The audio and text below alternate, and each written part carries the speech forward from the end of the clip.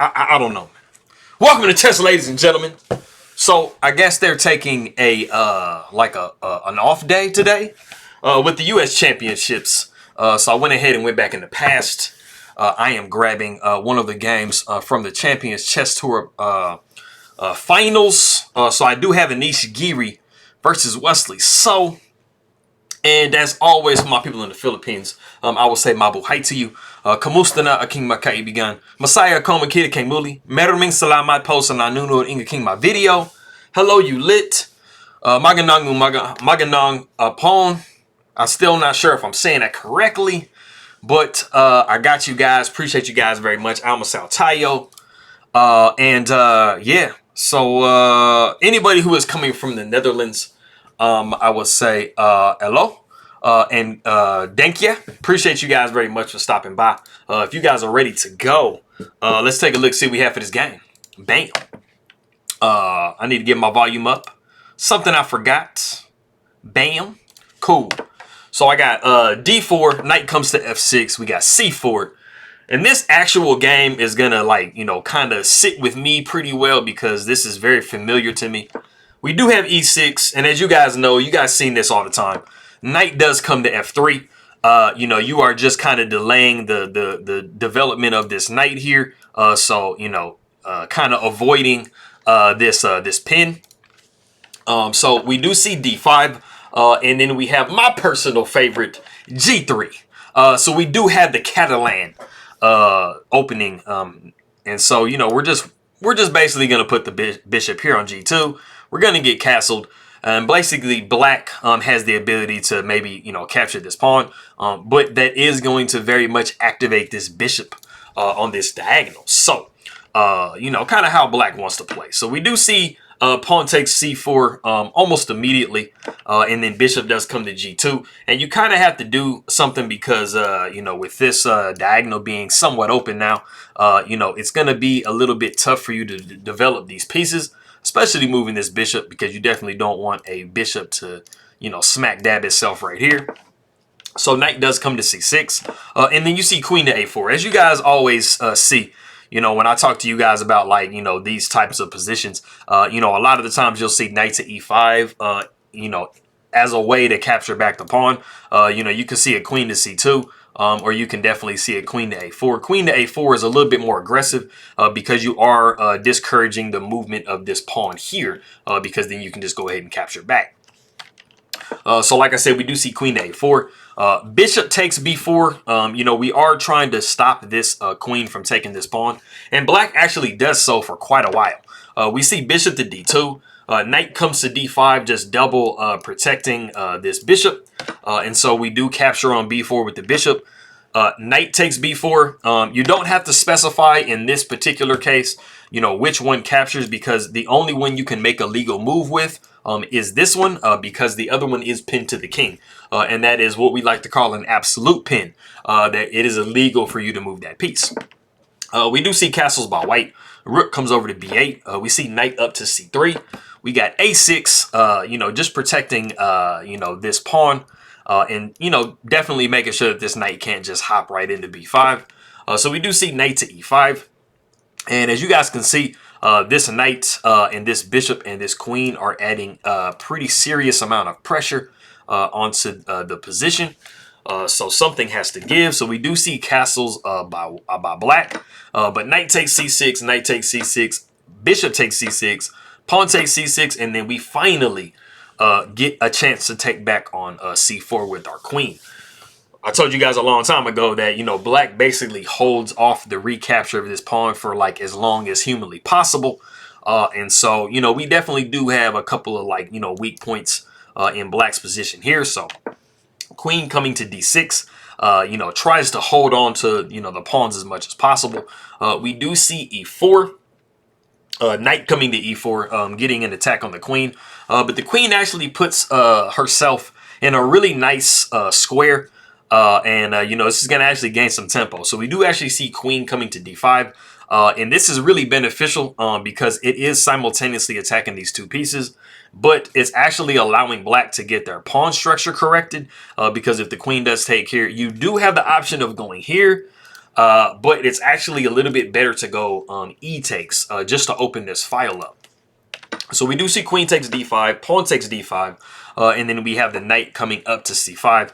And the knight is going to try to jump around a little bit. For right now, this is a very weak pawn, and the bishop doesn't have the greatest ability to come here to protect because the knight can actually just get rid of it. And because of this structure here, these pawns are a little bit tough to push. We do see rook takes b2. We see e3, just trying to make sure that our pawn structure is, protected.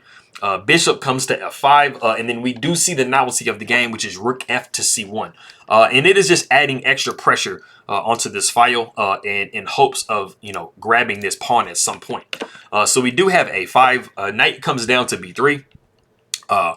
Just removing the knight out of the way to take this pawn, and tossing a little bit of an attack on this pawn. So instead of moving the rook over, we go ahead and just push a4. Knight comes up to a5. So as you can see, even though white is getting their material back, ultimately throughout this game they are taking quite a while to get these pieces back, these pawns back. So we do see g6, just creating a little bit of look for the king, making sure that the king doesn't get back rank mated.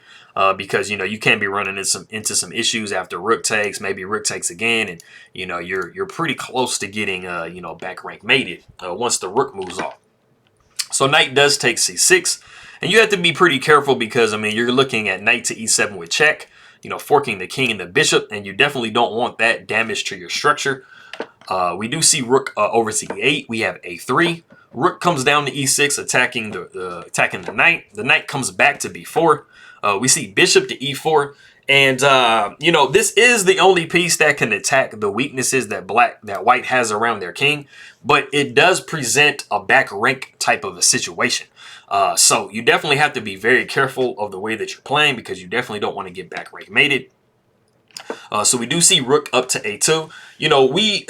The thing about it is, as you guys are aware, whenever you can get a rook on this 7th rank up here or down here, it is very, very dangerous to have this be the case. So you definitely do want to try to trade off that piece for one of your pieces. So that's what rook to a2 is doing. This is a really big thorn in white's side, so you really want to try to get rid of it. So rook comes up to b3 because it doesn't want to trade. It's already into white's position, so you want to kind of keep these pieces on the board. So we do see h3. We have g5. We see g4. We got h5, and then we see pawn takes h5. And if we back up and we go slow, after this move, you see this move. Some of you guys might be wondering, here, why doesn't the rook take on c7? Even here, why doesn't the rook take on c7?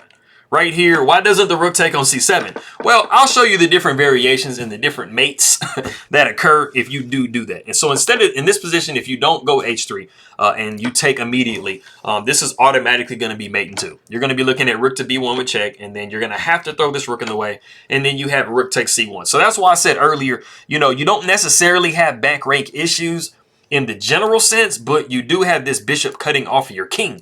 So you really kind of do have them. And then going back to what we had after h3, and then we see g5. If you did take rook takes c7 here, it would be mate, but just one move longer. So the rook would come down to b1. And either you throw the rook in the way like you did before, or you go king h2, and then rook to h1 is checkmate. And then going further, after we see g5, we see g4. After we see h5, you still cannot take on c7 because you're going to be looking at rook to b1 with check, king coming to h2. You see rook over to h1, and that is another, pretty serious situation with the rook being supported by this bishop. King coming up to g3, and then you see h4, and this is checkmate. So those are literally all the reasons why you can't take on c7 with this rook. You would love to, so that should answer anybody's question as to why the pawn just never seemed to have gotten taken. So like I said, we did see pawn take h5. We see rook to h6. King comes up to h2. As you can see, the king does have a little bit more, movability in this position. Rook does take h5. We see king to g3, and then we see f5. And you can see that the white king is constantly being put in a box. So we do see finally rook takes c7. And this is actually a blunder. And so I challenge you to try to see if you could find the further box that Wesley So finds to put Anish Giri in, go ahead and pause the video and do so.